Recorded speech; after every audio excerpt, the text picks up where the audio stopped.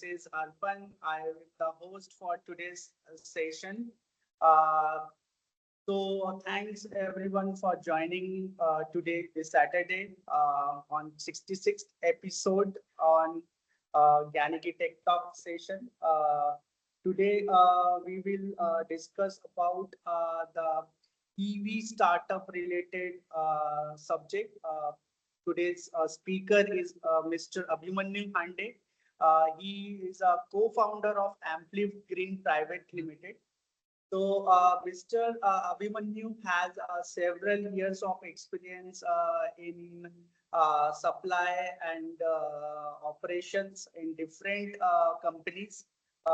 He has expertise in leading the leadership in managing the warehouse, then expertise in planning of different industrial sectors. So we can welcome Mr. Abhinav Hande to our platform. Abhinav sir, welcome to Gyaniki. Yeah, hi. Hi, Arpan. Thank you so much. Yeah. Abhinav sir, thank you for coming and sparing your time with us. You will share your expertise, knowledge with our audience. Hand it to you, sir. Sure. Thanks, Arpan. Thanks for the detailed introduction about Gyaniki and what you guys are exactly into and how you're contributing. Good morning all, and welcome. Thank you for joining today. So today is going to be the session. The subject. It is the EV ecosystem, or the value chain that is currently set up in the country, and how we are building it up from the ground up, right? So it's majorly going to be from a business point of view, less from a technical point of view. I also want to quote my insights. By the way, everybody is okay with English, or I'll keep on switching between English and Hindi, right? तो मैं अपने जो experiences है जो हमने face किए, so it's been almost 9 months for us in this field now, and whatever challenges we faced, how we overcame them, how we built it up from ground, how the conception was conceived, हमने क्या सोच के इसमें entry की, अभी हम क्या देखते हैं, फ्यूचर क्या चल रहा है, all these things I'll be covering from business point of view, right? So a little bit of background about myself. I'll just share my screen. Arpan, we can start, right? Yeah, yeah. ठीक है, just a brief background about myself. So I come from a tier 3 town called Wardha in Maharashtra. I emphasized on tier 3 because it has some significance later in the presentation, right? I did my engineering back in 2014 from NIT Trichy. I graduated in production engineering. Worked for a couple of years for a pharmaceutical company called Pfizer. Parallelly prepared for the competitive examinations for MBA. Went to NITI in Mumbai, which is now converted into an IIM under the IIMS Act. Did my MBA from there in operations. Worked with a company called HUL in Kolkata for 2.5 years, 3 years. Handled a good chunk of business of the company in the East. Then moved to Mumbai, joined Marico. There also again worked in supply chain and operations, thereby gaining a good valuable experience of supply chain, specifically in the FMCG industry. Now, why exactly did I enter this industry, all of a sudden? Because I do not have any background as such in this field at all. So, एक तो है कि I realized very very very soon कि sustainable नहीं है मेरा corporate में ज़्यादा देर रहना, and I was anyway looking out for opportunities to look into, and wherein I can get in some substantial penetration done, right? So EV industry, as we call it, right, is basically the sunrise industry of our country right now. अब sunrise industry का मतलब ये होता है कि जो एक initial stage में और जो अभी ग्रो कर रही है काफी अच्छी स्पीड से. आज अगर हम रेट देखें तो कंपाउंडेड एनुअल ग्रोथ रेट जिसको हम कहते हैं 20 से 25% का इस इंडस्ट्री का चल रहा है. Every year it is growing by 20-25%, wherein the more stable industries grow hardly by 7-8% every year, right? So this is on statistics that piqued my interest. I thought of कि चलो देखते हैं ये क्या है, समझते हैं इसका इकोसिस्टम, इसका वैल्यू चेन। उसमें दो चीजें हमें दिखाई दी। एक तो है कि व्हीकल्स, जो बेसिकली चैसिस डिजाइन, आपका पूरा जो बॉडी होता है गाड़ी का, right, it has multiple factors. It has your design, it has your features, it has your shapes and sizes, the material, the kind of material that you use. So there are distinct differentiations between a low speed vehicle and a high speed or a branded one, right? You would be observing it surrounding you as well. But उसमें मुझे ये लगा कि there is not much to be done, because एक vehicle typically अगर आप आज देखें तो मोर और लेस चाइना से ही सारा इंपोर्ट होता है। सो बहुत ज़्यादा R&D उसमें करने जैसा नहीं था, and hence we look towards the second part which is the battery. So जैसे अभी ICE इंजन की गाड़ियाँ होती है, उसमें ऐसा होता है कि गाड़ी अगेन चैसिस एक चीज़ है, and then there is an engine, right. इसमें इंजन की जगह पूरा पूरा बैटरी आ गया। तो battery is basically the heart and soul, the engine of the गाड़ी, right, of an EV. A battery is something that has been evolving at a very, very rapid pace since last, I would say, 5-10 years. Now, India is currently at a stage where China was probably 10 years ago in terms of EV penetration. आज अगर हम देखें तो two wheelers में hardly 7-8% का penetration हमने achieve किया है, despite having so many of push from governments and other sectors.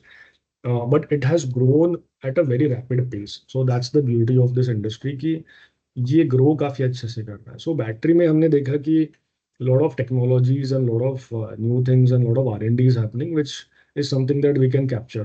Since my background is also in technical, my wife is also an electrical engineer, so together we studied about it for some time. We attended expos, we talked to multiple people, we understood the ecosystem. In fact, शुरू में तो we were not even sure कि इसमें कुछ profit बन सकता है। मैं वो इकोनॉमिक्स समझ में ही नहीं आ रहा था, but slowly and surely we got into it, and साल भर हमने अच्छे से प्रेप करके then we decided to get into it. So 15th August 2024 is when we actually commercially launched the company, and it's been almost 9 months now, this 15th. And yeah, I mean, we started with 14 batteries per month back in August, and we are up to 250 to 300. I think last month we touched, and this month also mostly will be touching or crossing the number. So that's been my journey till now. So now we'll just get into the main topic. अभी मैं चाहता हूँ कि ये session interactive हो, because we don't have much time today. It's hardly going to be a 30-35 minute session. So I don't mind if it's an interactive thing, and if anyone's having any questions, then they can straight away ask me between the session as well. That's not going to be an issue. अब ये topic matter क्यों करते हैं? Why exactly this thing needs to be discussed and understood by each and everyone who's trying to get into specifically in EVs, as well as trying to get into something, or trying to do something of his or her own, right? Because जैसे मैंने ये सारा बोला कि it's a sunrise industry growing at a very good pace. Government is very, very gung ho about this space. So अगर आप आज देखें तो करीब करीब, if I'm not wrong, 15 lakh odd vehicles are getting registered every month, which includes your petrol, diesel, EVs, etc. Out of that, almost I think 1.2 lakh are EVs, which is approximately 7.5 to 8% of penetration. अब ये ऐसे देखने में तो कम लगता है, but अगर आप पिछले 2 साल पहले की स्टेट देखते तो it was I think hardly at 4% और सब 4%. So it has almost doubled in just a matter of couple of years. It's a very healthy growth rate. हमारी गवर्नमेंट का पुश और टारगेट ये है कि 2030 तक हम लोग every third vehicle, which is 30% of your new registration, should be in EV, which means that आज अगर हम 7-8% पे बैठे हैं, so almost quadruple हो जाएगा ये penetration by in the next 5 years only. We are already at 2025.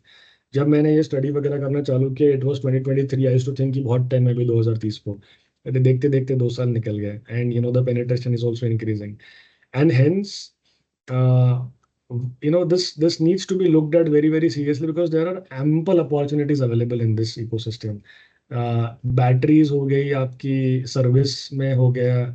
You must have heard about companies like Blue Smart. Then there are these Charge Zone, जो चार्जिंग इंफ्रास्ट्रक्चर में काफी अच्छा काम कर रहे हैं. Octa Range Technologies, जो thermal management में हो गया या फिर फ्लीट मैनेजमेंट में काफी अच्छे काम कर रहे हैं. सो there are multiple people coming up and grabbing this opportunity, and hence it needs to be, the stories needs to be told at length to every interested person. सो हम लोग ये 3-4 पॉइंट्स कवर करेंगे. एक तो क्या लैंडस्केप है, क्या challenges इसमें आ रहे हैं. चैलेंजेस डेफिनेटली है, मतलब मैंने आपको काफी रोजी पिक्चर दिखा दिया. इसका मतलब ये नहीं कि it's all hunky dory. There are its own challenges and which you face during your ecosystem building. इस इंडस्ट्री में एक चीज बहुत अच्छी है कि this is not centric towards tier 1 or cities or only the metros. In fact, इसमें ज्यादा अपॉर्चुनिटी छुपी हुई है tier 2 और tier 3 cities में. In fact, this is one of the major reasons that I also moved back to my hometown, which is a tier 3 town, because I saw that opportunity is more towards this side. And then what are Abhimanyu, the, sorry to interrupt. yeah. Abhimanyu, as you mentioned, you are into a battery system. Is it BMS or you are working on R&D of battery? What is that? So we are into lithium-ion battery assembly. We do not make our own BMSs. Assembly. Okay. Assembly, yeah. Okay. Okay. Cool. And then what all are the collaborations and innovation pathways, right? So, EV revolution, sales growth trajectory is something that I already discussed. अब इसके drivers क्या है? So, हाँ प्रवीण, आपको कुछ doubt है? नहीं नहीं, वो हैंड रेज हुआ था. I have removed it. अच्छा, वो पहले रेज हो गया था, ठीक है. Good. तो की ड्राइवर्स तो वेरी वेरी क्लियर. एक तो एनवायरमेंटल नीड है. As you all must be knowing, environmental pollution is one of the key challenges that we currently face in our country, especially towards if you go north and east. In the winter season, जो हमारा PMI होता है, it crosses beyond dangerous, extremely dangerous levels. लोगों को सांस लेना वो तकलीफ हो जाती है. अब मेजर रीजन उसमें कुछ और भी है, बट जो वेहिकुलर पोल्यूशन है, जो कार्बन डाइऑक्साइड, नाइट्रस ऑक्साइड का जो एमिशन है, that is one of the key drivers of those pollution levels as well. And hence, having more electric vehicles which are clean to run on, which do not emit any of the dangerous or poisonous gases, is something that is environmentally friendly, and that is one of the obvious reasons that this is getting pushed. दूसरा, policy support. Government is, as I told, very gung-ho about this space. And fame का subsidy आपने सब लोगों ने सुना. Fame 1 आया था, fame 2 आया था. आई थिंक एक 15-20 हजार पर किलोवाट आवर की सब्सिडी थी, विच इज अप्रोक्सीमेटली 30-40 हजार हर गाड़ियों पे गवर्नमेंट ने सपोर्ट किया. And that actually was one of the major reasons of penetration in the initial stages. And the lastly is fuel economics, because majority of the class, if you'd see, are the consumers of low speed vehicles, which are the consumers either the college goers or the classes or tuition goers students, or the housewives who are in the home and have some छोटा मोटा need of going to the market and coming back, or the elders जो अभी थोड़ा सा, जिनका अभी bodily pressure आ गया है, जो बहुत मतलब बड़ा या हैवी बाइक चलाना नहीं चाहते, बट जिनको भी छोटा मोटा मोबिलिटी चाहिए होता है in and around their town, right. तो फ्यूल इकोनॉमिक्स बहुत सिंपल है. इसमें अगर आप एक एक्टिवा या ऐसा छोटा मोटा गाड़ी लेते हैं, डियो वगैरह, तो 50 फ्यूल इकोनॉमिक्स जो मैं समझा रहा था कि 2 रुपए पर किलोमीटर अगर हमें पड़ता है इलेक्ट्रिक आईसी इंजन व्हीकल से, it drops down to a good level of 0.25 rupees per kilometer, right? So वो एक बहुत बड़ा ड्राइवर है इस इंडस्ट्री को प्रोलिफरेट करने के पीछे. And then there are future projections. जो 30-35% का मैंने बोला penetration to be adopted by 2030 is something that our government is also pushing very very hard. अब इस सब में ईवीज स्टार्टअप्स का क्या रोल आता है? तो एक तो है कि जो कोई इंडस्ट्री होती है उसमें टिपिकली एक कंसोलिडेशन हो जाता है towards the larger players, which are your Reliances and Tatas and the bigger ones. But ये इंडस्ट्री ऐसी है कि इसमें कंज्यूमर बेस ऐसा है कि इसमें काफी सारे newer startups are mushrooming and contributing very very value adding things in the market. Innovation एक होता है जो they are very nimble, they are very fast, flexible. जैसे I will just give you an example. I was approached by someone who wanted to export some batteries in the African countries, and he was, मैं बहुत नया था उस time पे, but he was only talking to me because I was apparently from a tier 3 town, and I was a startup, and therefore he assumed that we should be flexible enough to cater to their problem. So that is the kind of opportunity I felt that people are looking towards startup at, कि उनको ये लग रहा है कि startups are the people who can actually contribute to the problems and solve the problems much faster, and which is actually the case as well. इतने problems आ रहे हैं इस इंडस्ट्री में, service related, charging infrastructure related, heat, thermal propagation, thermal management related, सारी जो problems है ना, multiple startups which have come in and solving these problems one by one. And that's exactly where startups are the key drivers for this industry, not the bigger companies. दूसरी चीज आप जो कर रहे हो वो है ground level impact in terms of job creation and regional innovation. तो आप जैसे, मैं अभी, हम लोग वर्धा में हैं, we are currently a team of 10 engineers, right, including me 11. यहाँ पे जो टैलेंट भरा है, it is honestly not harnessed if you don't start a thing here. Many people migrate towards metros, and then their talent remains unharnessed. And that's exactly what we are trying to solve here. We are giving the opportunity here in the town, tier 3 town, and people are actually contributing to a great extent. I mean, आप job भी create कर रहे हो, और आप उन लोगों को ये अपॉर्चुनिटी भी दे रहे हो that they are also working in something that is relevant in today's market, right. अब ऑक्टारेंज, जिनका मैंने पहले नाम लिया था, हम लोग हैं. Then there are battery okay करके कंपनी है, दे हैव डिवाइस, उन्होंने एक अपना डिवाइस बनाया है जो बस बैटरी कनेक्ट करने से बैटरी में क्या इश्यूज है, weather there is imbalancing between the cells, whether BMSS is having any issue, whether there are any IR related challenges, या thermal propagation ठीक से नहीं हो रहा है. All these diagnostics are shown in the software. It's a fantastic company. Shubham Mishra करके उनके founders हैं. I keep on reading and hearing about him a lot.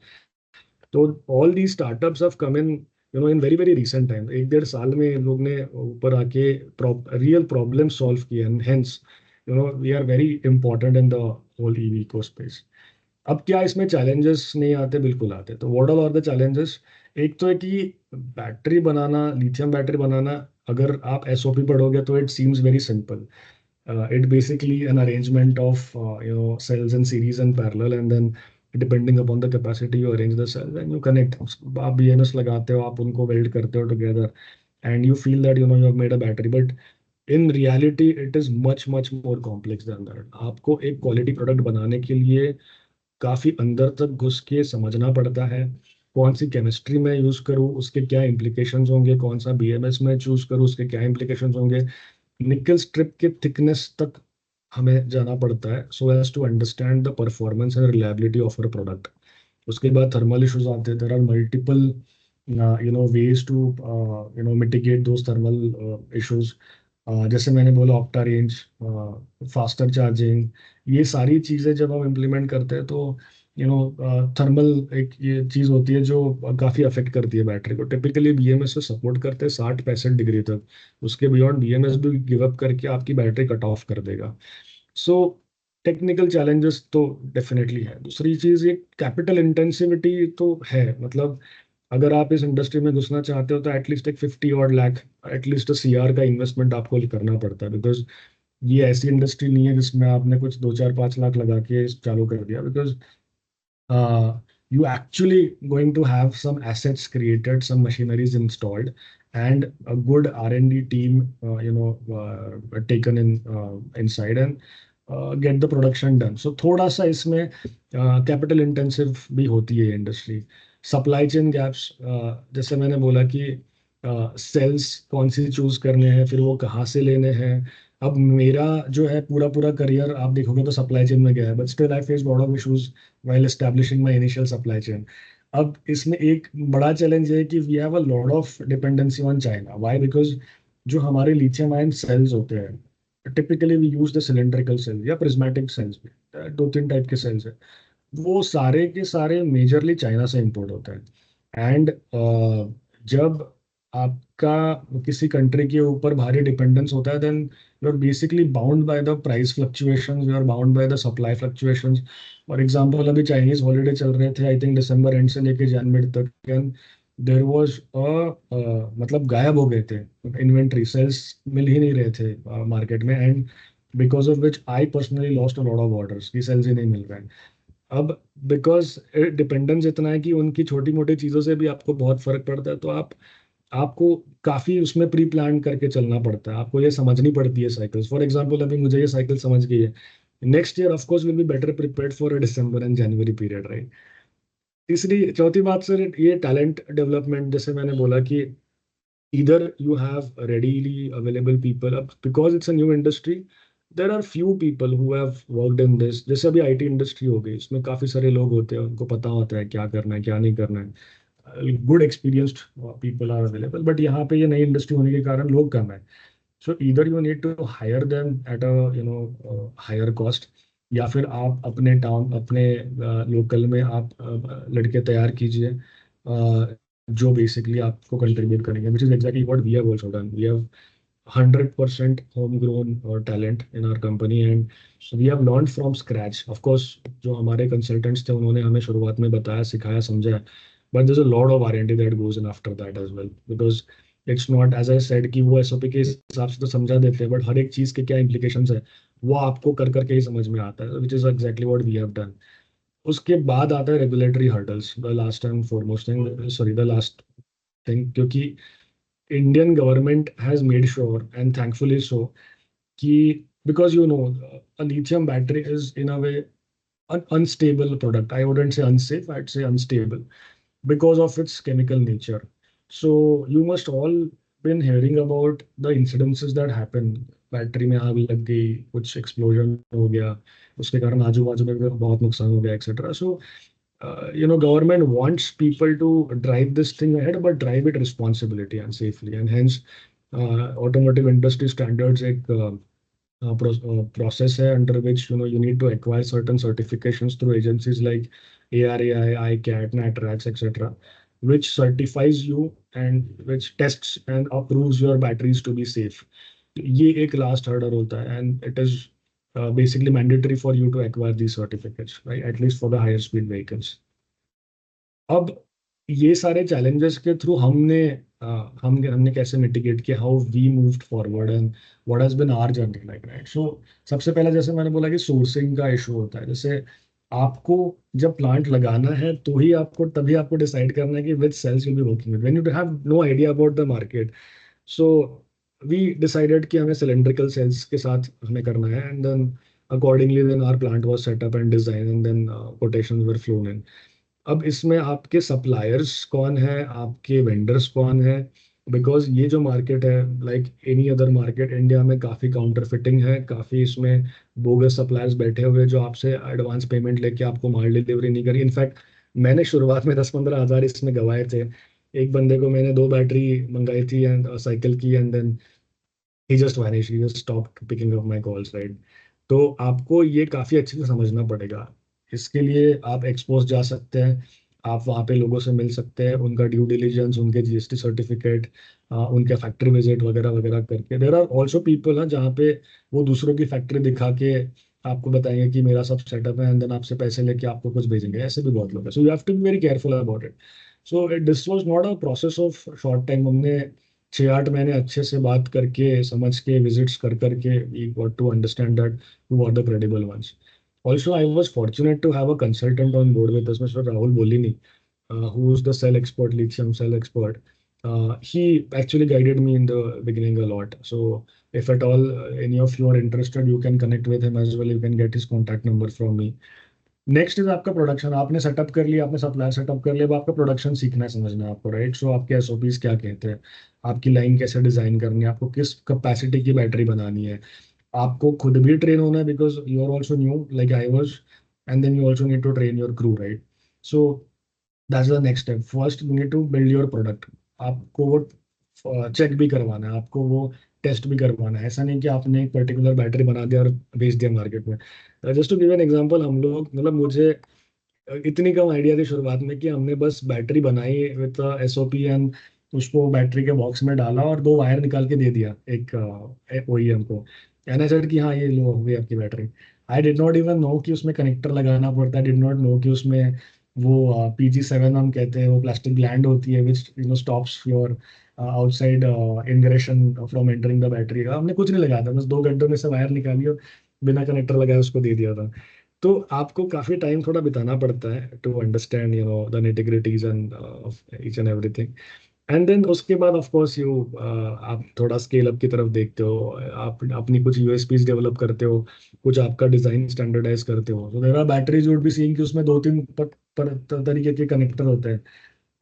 There are battery जिसमें सिंगल कनेक्टर होता है, कुछ बैटरी जिसमें कुछ अलग ही एम्फेनॉल वगैरह टाइप के कनेक्टर्स होते हैं which are very very niche and very specific to certain brands.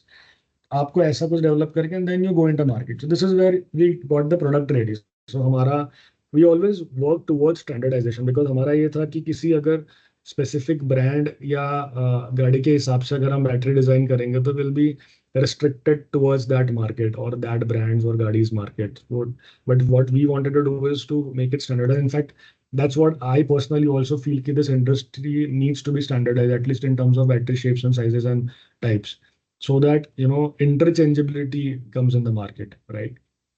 तो वो हमने जब अचीव किया, that's when we went into the market. अब आपको अपना मार्केट समझना बहुत जरूरी है। एक तो है कि आपको आपके कॉम्पिटिटर क्या कर रहे हैं, आपके कॉम्पिटिटर की कॉस्टिंग क्या आ रही है, उनकी वारंटीज कैसी है, उनकी सर्विस कैसी है, उनका रिलेशन कितने सालों से मेंटेन है। Because every major player in this market is at least 2 to 3 years old, at least, मतलब कम ही बोला शायद मैंने। And whoever are coming up now will take some time for trust establishment with the current consumer base. अब जैसे मैं वर्धा में हूँ तो मेरे बाजू में है बड़ा market Nagpur. Nagpur is 5th largest market in terms of e rickshaw. आज ई रिक्शा का मार्केट अगर मैं नंबर्स में बताऊँ तो 25,000 ई-रिक्शा आज दौड़ रहे हैं एवरी मंथ। अगर आप वाहन डैशबोर्ड का डेटा देखोगे तो आई थिंक 350-400 ई-रिक्शा नए से रजिस्टर हो रहे every month. So you can imagine the strength of that market, right? So not only in Nagpur, I would say Raipur, MP, Katni, Rewa, ये सारे मेरे मेजर कस्टमर कंज्यूमर सिटीज है। And we see a good market proliferation and penetration in e-rickshaws. अच्छा, by the way, ये जो EV का जो market है ना, उसमें 2 तरीके के बैटरीज है। एक तो है lead acid which are traditional batteries, and one is lithium which is what we are into. तो मैं मेजरली लिथियम की तरफ ही बात कर रहा हूँ। मतलब अगर आप आज देखोगे तो the the segregation is almost 60% still lead acid and 40% lithium. But आज जो 40% दिख रहा है वो हार्डली साल भर पहले 15 भी नहीं था। तो ये 15 से जो 40 हुआ है with in a year, that's not a fluke, that's by design. And even lithium prices have dropped down so much in the last 2 years कि लीड एसिड और लिथियम के प्राइसेस अभी कंपेरेबल हो गए। सो लीड एसिड की batteries के जो biggest advantage था for people to choose it over lithium was the price, because Indian market in the end is a cost sensitive market. तो आप अगर कोई चीज नहीं लॉन्च कर रहे हो और उसके 3-4 फायदे भी बता रहे हो और वो काफी ऑब्वियस है, Indian consumer is also going to compare your prices. तो जब आपकी बैटरी एक ट्रेडिशनल बैटरी से ऑलमोस्ट दुगना कॉस्ट कर रही हो, it is very difficult to convince the customers. But slowly and surely, whether it is the Chinese push, whether it is the duty exemptions from our government, lithium prices have now reached a level where they are actually in almost in line with lead acid batteries, hence the penetration is growing. आज जो 60-40 का ratio है, I am sure within a year it is going to reverse और even go beyond that. And hence these all central Indian cities are growing. E rickshaw में तो वो है ही है, बट वो लिथियम पेनिट्रेशन में काफी लीड कर रही है। अगर आप नॉर्थ की तरफ जाओगे, अगर आप दिल्ली जाओगे, there are n number of e-rickshaws. आप वो कश्मीर गेट मार्केट देख लो, अपना जो निजामुद्दीन स्टेशन के बाहर का मार्केट देख लो, बहुत सारे ई-रिक्शा लाल कलर के, बट उसमें मेजोरिटी लीड एसिड बैटरीज है, क्योंकि वहाँ का पेनिट्रेशन वैसा है। But central Indian, south Indian, western Indian अगर आप देखोगे, अगर जियोग्राफिकल लोकेशंस, तो मेजरली लिथियम पेनिट्रेशन या अडॉप्टेशन अच्छा हुआ है, राइट? तीसरा एक चीज आता है कि आप ये जो इंडस्ट्री है, ये पूरी पूरी सर्विस के ऊपर डिपेंडेंट है। आप ये ऐसा प्रोडक्ट है जिसमें आप 2 से 3 साल की वारंटी दे रहे हो। So whatever you make needs to work for at least 2.5-3 years, and only then आपका brand का trust बढ़ेगा and आपका brand आगे बढ़ेगा. So majority of the players they draw out from the market या फिर उनका वो loss making में जाते हैं only because of service issues.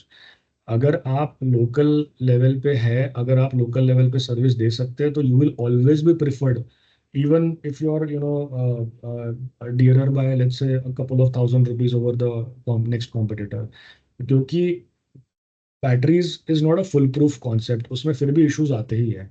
How much ever अच्छे से आपने बनाई हो बैटरी, इश्यूज आने हैं, और आपको अगर वो सर्विस प्रोवाइड नहीं कर पाए तो आपकी ब्रांड वैल्यू कम होगा और आपको इश्यूज आने चालू होंगे सिटीज में. That's exactly where we focus majorly on. हमारा गोल होता है कि कस्टमर को नुकसान ना हो. अब फॉर एग्जांपल आप ऐसे सोचो कि टू व्हीलर टिपिकली, जैसे मैंने बताया कि एक ट्यूशन जाने वाला लड़का लड़की खरीदती है, राइट. अगर वो ट्यूशन जाते जाते आपकी बैटरी बंद पड़ गई और आपका वो शाम को ट्यूशन से आ रही थी और वहां पे बैटरी बंद पड़ गई आपकी, imagine the plight the students will be in, or a elder man will be in. Similarly, e-rickshaw holders, right? E-rickshaws are 99% financed. इनकी EMIs होती है जो वो डेली का रिक्शा चला के 101 किलोमीटर का वो कमाते हैं और उसमें से उनकी EMI जाती है. अगर आपकी बैटरी उनको सर्विस नहीं दे रही है, अगर वो बैटरी बीच में बंद पड़ रही है, तो उनकी दिहाड़ी बंद हो जाती है, and thereby they are not able to support the EMI requirements, and thereby फिर फाइनेंस कंपनीज तो they have the stringent rules of वो तो निकाल के चले जाते हैं rickshaw. So you need to be very very careful about your service also, which is going to be your biggest driver. And once you have achieve that, फिर आपका word of mouth हो गया, आपकी कम्युनिटी में आपका नाम हो गया. फॉर्चुनेटली हमारा थोड़ा सा यहाँ पे होने चालू हो गया है कि लोग ही लोगों को बता देते हैं कि ये इस ब्रांड की बैटरी अच्छी है, इसमें इनकी सर्विस अच्छी है, इनको अगर कुछ इशू आता है तो with in couple of days ये लोग दे देते हैं, etcetera. This is exactly how we tackled our market penetration. अब जो आता है नेक्स्ट, आपने प्रोसेस सेटअप कर लिया, समझ लिया, फिर आपने मार्केट कैप्चर कर लिया. अब आपको थोड़ा कोलैबोरेशन करना पड़ेगा.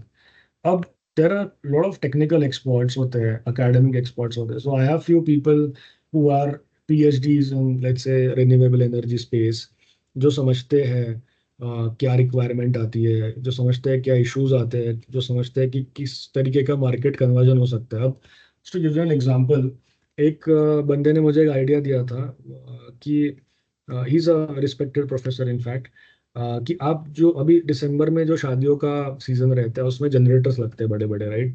क्योंकि वो टिपिकली ऐसी जगहों पे होता है जहाँ पे ग्रिड शायद उतना सपोर्ट नहीं कर पाती है, and hence they use generators in for the emergency backup as well. तो वहां पे उसने बोला था कि generator is very costly. Generator की अगर आप रनिंग कॉस्ट निकालोगे तो 28 से 30 रुपए पर यूनिट आती है, जो हमें 8-9 रुपए एक रेसिडेंशियल में पर यूनिट की बिल में कॉस्ट आता है, वो इनटू 4 हो जाता है ऑलमोस्ट. एंड हेंस उनका ये था कि उस मार्केट को कैप्चर करते हैं, वहां पे हम बैटरीज का इकोनॉमिक्स बिठाते हैं और वहां पे कन्वर्ट करते हैं, which was a very brilliant idea. But आप हर जगह देख नहीं सकते हो, hence we could not really build up on that. But such collaborations and such partnerships are very important because that opens up your space, and you need you get a lot of incentives, rather, to say that you sort of open up your horizon and you look at multiple markets. अब इसमें startup markets भी एक चीज है जो आप expos आते हैं. In fact I am travelling today to Delhi to attend the ride Asia expo, which is one of the biggest EV expos in India. I attended it last year as well. वहाँ पे भी आपको कई सारे पैरेलल प्लेयर्स मिल जाते हैं जिनके साथ आप कोलैबोरेशन कर सकते हो, पार्टनरशिप्स में कर सकते हो. I have a partner, rather collaborator sitting in Hyderabad. We sort of keep on talking and sharing our experiences and our USPs with each other, and try to always improve. Collaboration is always better than competition, is what we firmly believe, and that's exactly what we also try to get do through our collaboration with different people and entities. अब government support उसके बाद आपको मिलता है. एक fame subsidies थी जो अभी तो फेड हो गई है, I am sure. I think fame 3 is still in the works. उसके बाद कैपिटल सब्सिडीज होती है, मैंने यहाँ पे शायद मेंशन नहीं किया है, बट PMEGP, CMEGP एक्सेट्रा आपको उसमें मिल जाता है. उसके बाद आपकी PSI स्कीम होती है, पैकेज स्कीम ऑफ इंसेंटिव्स, जो आपके डिस्ट्रिक्ट इंडस्ट्रियल सेंटर से आपको दी जाती है. सो all these things basically help you to improve your margins and grow beyond your current markets and thereby, taking it up at a, national level. अब इसमें next is, what all further innovations that are coming up. ये तो कहानी होगी कि अब तक जो बैटरी स्पेस इवॉल्व हुई है इन द लास्ट 3-4 years, अभी इसके आगे क्या है. अब देखिए जो इनिशियल बैटरीज वगैरह आई थी मार्केट में, वो आई थिंक 2020-21 के दौरान आई थी, राइट. एक बैटरी की लाइफ वारंटी होती है 3 साल. तो अभी इनफैक्ट वो टाइम आ गया है जब फर्स्ट सेट ऑफ बैटरीज अभी लाइफ खत्म करके मार्केट में वापस आ रही, इधर फॉर रिप्लेसमेंट्स और रिपेयर. जब मैं 2020 में मुंबई में था, आई रिमेम्बर ओला का जस्ट न्यूज आ रहा था कि वो अभी ऐसा कुछ लॉन्च करने वाली है, EVs and all. And I was in fact the one कि है ऐसा कुछ चलने नहीं वाला है, ये सब इंडिया में कहाँ चलेगा, चार्जिंग कहाँ करेंगे, etcetera. I was very very negative and skeptical about it. And irony is that couple of years later, I myself am doing the same thing and obviously hoping for a much much better future. तो ये उस time की जो batteries है जो launch हुई थी, अभी वो मार्केट में आई है साइकिल लाइफ खत्म करके. सो उनके साथ क्या किया जाए, बिकॉज लीड एसिड का कैसा होता है कि मेटल एक्सट्रैक्शन या फिर जो सेकंड जो क्या कहते हैं उसको रिसाइकलिंग जो होता है, it is very standardise and it has a very big industry created already also. Lead acid battery में आज भी अगर आप जाओगे तो आई थिंक एक 20% तक का आपको बायबैक वैल्यू भी मिल जाता है, जो लिथियम में अभी तक चालू नहीं हुआ है, अच्छे से चालू नहीं हुआ है. But there are again many startups who have already gotten into it. In fact हमारे यहाँ पे नागपुर में ही एक है रिसाइकलर जो अभी लिथियम के सेल्स पर केजी में लेता है, and I think he converts it into back to metal and then sells that. And of course he has also worked out some economics basis only which he is started this, right? It also has very stringent certifications and policies. मतलब आप कोई भी ऐसे recycle करके बेच नहीं सकते. But that's another industry that's coming up because जो first set of batteries which are coming in needs to be Can you tell me the company name? This is Pratap. Can you tell me the company name? Yeah, hi Pratap. I think Animesh Recyclers ऐसा कुछ है उसका नाम. Okay. What I'll do is you can reach out to me separately. मैं आपको उनका contact share कर देता हूँ. Okay. ये मुझे उसी एक्सपो में मिले थे जहाँ पे ज्ञानिकी के लोग मिले थे. So I also got to know about them very recently.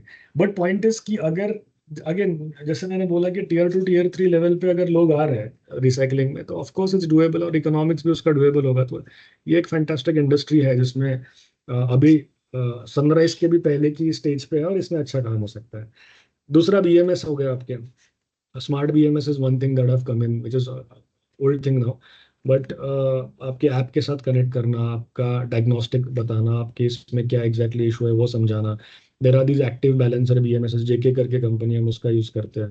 There are lot of Indian BMSs manufacture that have also come in. Electrifuel करके कंपनी में जानता हूँ, I am sort of collaborating with them currently. उसके बाद IoT systems आ गए हैं आजकल, because finance के लोग इसमें घुसे हैं, तो they want the control over the batteries till the EMIs are actually paid off and squared off. And hence आपकी IoT डिवाइस जिसमें आप जियो फेंसिंग कर सकते हो, जियो टैगिंग कर सकते हो, आप रिमोटली मॉनिटर कर सकते हो कि बैटरी की हेल्थ कैसी है, डायग्नोस्टिक लगा सकते हो, प्रेडिक्टिव मेंटेनेंस लगा सकते हो. ये सारी चीज़ों में भी काफ़ी सारे स्टार्टअप्स आ गए. एक कंपनी कॉल्ड वैनिक्स इन हैदराबाद, मैंने उनसे एक डिवाइस भी लिया था. Very very beautiful interface and it lets you know about your battery remotely in a very good way. SIM पे वगैरह काम करता है. तो ये एक अनदर टेक्निकल एक अपॉर्चुनिटी है which I feel is going to be the future, because battery भी बना के इनोवेशन तो उसमें यही होना है कि आप उसको बेटर कैसे कर सकते हो, आप उसमें और फीचर्स क्या ऐड कर सकते हो. Many companies have already started doing that. Solar hybrid systems is basically जो आज इनबिल्ट बैटरी के साथ इन्वर्टर्स आ गए हैं.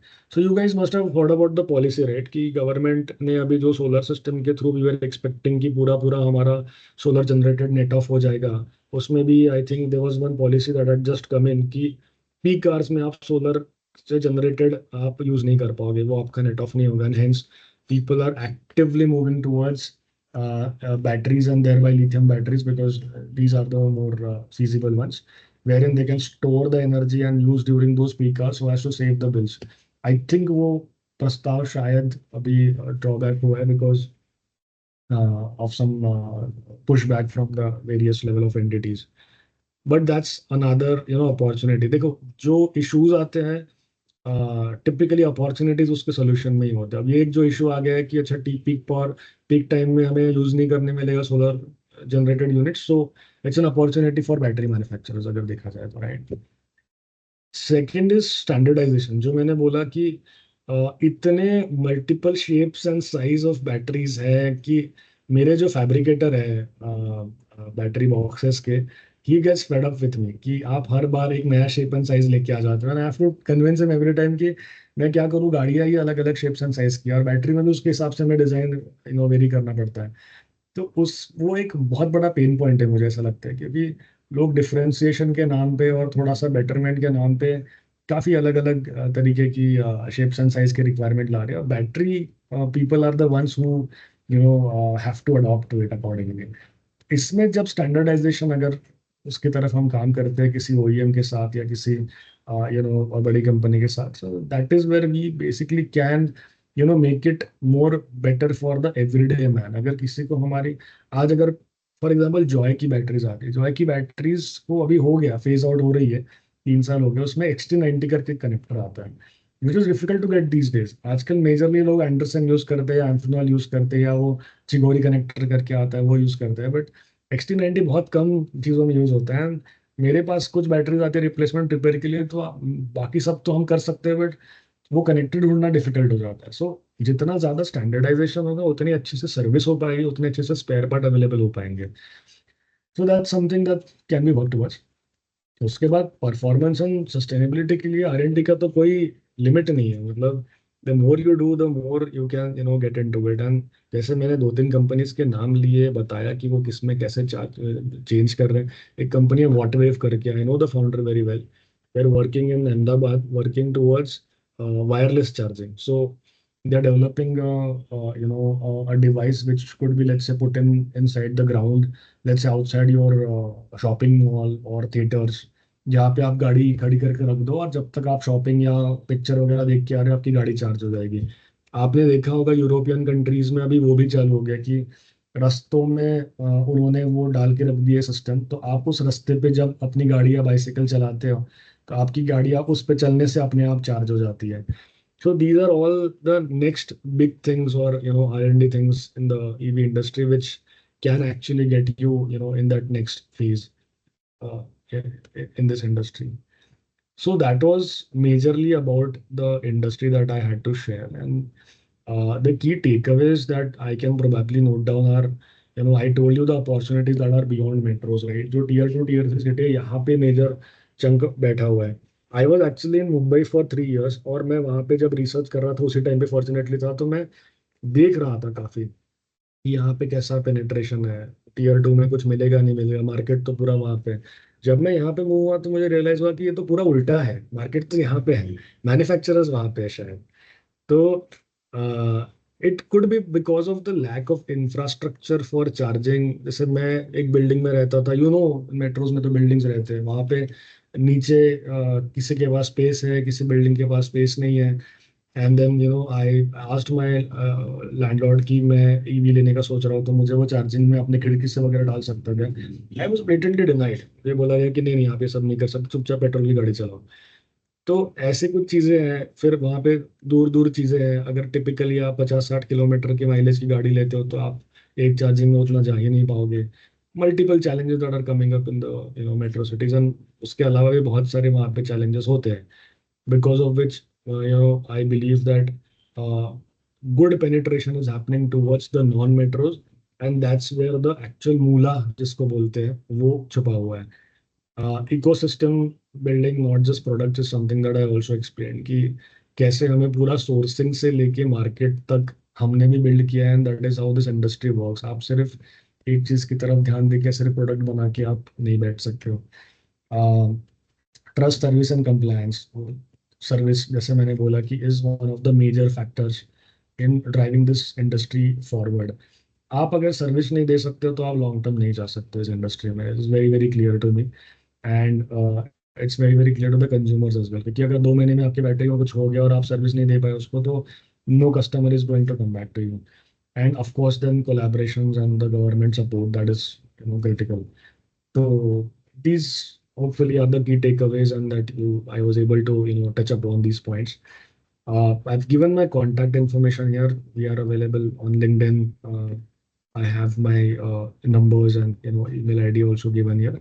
And we are also open for collaborations if at all there are any mentorships needed, or any plant visits that anyone needs. We are very open that way, right? So you guys can always contact me. And thank you so much. I hope I'm finishing off in time, exactly 10:50, right? So thank you for having me today, and I hope you guys learned at least a bit of thing today. Thank you.